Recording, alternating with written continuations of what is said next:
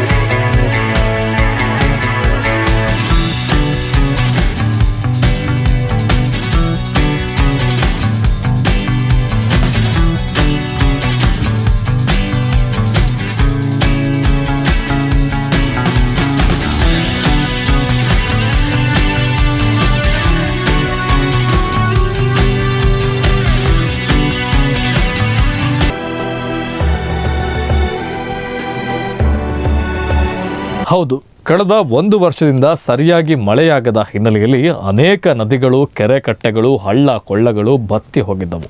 ಇದರಿಂದ ರೈತರು ಕಂಗೆಟ್ಟಿದ್ದರು. ಇದೀಗ ಮುಂಗಾರು ಆಗಮಿಸಿದ್ದರಿಂದ ರಾಜ್ಯಾದ್ಯಂತ ವಿವಿಧ ಕಡೆಗಳಲ್ಲಿ ಉತ್ತಮವಾಗಿ ಮಳೆಯಾಗಿದೆ. ಅಂತೆಯೇ ಬಳ್ಳಾರಿ ಜಿಲ್ಲೆಯ ಹಲವು ಕಡೆಗಳಲ್ಲಿ ಉತ್ತಮವಾಗಿ ಮಳೆ ಸುರಿದಿದ್ದರಿಂದ ಕೆಲವು ಹಳ್ಳ ಕೊಳ್ಳಗಳು ತುಂಬಿ ಹರಿದಿವೆ.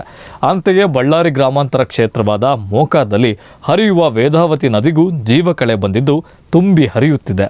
ಇದರಿಂದ ಈ ಭಾಗದ ರೈತರಲ್ಲಿ ಸಂತಸ ಮೂಡಿದ್ದು ಕೃಷಿ ಚಟುವಟಿಕೆಗಳು ಗರಿಗೆದರಿವೆ. ಇಲ್ಲಿ ಹರಿಯುವ ನದಿ ನೀರಿನಿಂದ ನದಿ ಪಾತ್ರದ ಜನರ ಕೃಷಿ ಚಟುವಟಿಕೆಗಳಿಗೆ ಅನುಕೂಲವಾದಂತಾಗಿದೆ. ಅಂತೆಯೇ ಚಿತ್ರದುರ್ಗ ಭಾಗದಲ್ಲಿಯೂ ಉತ್ತಮ ಮಳೆಯಾಗಿದ್ದು, ಚಿತ್ರದುರ್ಗ ಜಿಲ್ಲೆಯ ಮೊಳಕಾಲ್ಮೂರು ತಾಲೂಕಿನ ರಾಂಪುರದ ಸುತ್ತಮುತ್ತಲಿನ ಹಳ್ಳಿಗಳಲ್ಲಿ ಇತ್ತೀಚೆಗೆ ಧಾರಾಕಾರ ಮಳೆಯಾಗಿದ್ದು, ರಾಂಪುರ ಮೇಲಿನ ಕಣಿವೆ ಗ್ರಾಮದ ಬಳಿ ತಾತ್ಕಾಲಿಕ ಜಲಪಾತವೊಂದು ಸೃಷ್ಟಿಯಾಗಿದ್ದು ನೋಡುಗರ ಮನಸ್ಸಿಗೆ ಮುದ ನೀಡುತ್ತಿದೆ. ಅಂತೆಯೇ ಈ ಭಾಗದ ಕೆರೆಕಟ್ಟೆಗಳಿಗೂ ನೀರು ಹರಿದಿದ್ದು ಕೆರೆಕಟ್ಟೆಗಳಿಗೆ ಜೀವಕಳೆ ಬಂದಿದೆ.